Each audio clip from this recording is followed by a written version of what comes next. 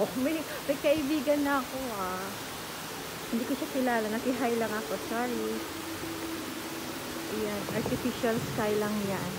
Kasi 11 na ng gabi. Gondola ride. Tara na. Nag-day off na yung driver. So wala na. Hindi na tayo pwede mag-ride.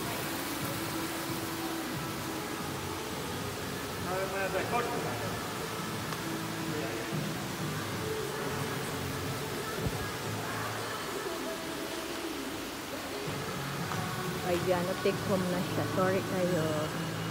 Sorry. Sold out.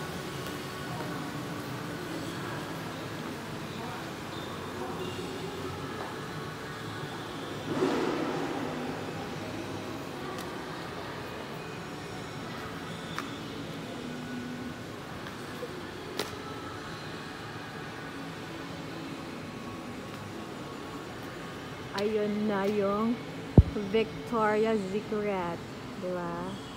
Pupunta tayo doon sa barangay na yon at makikichismis tayo.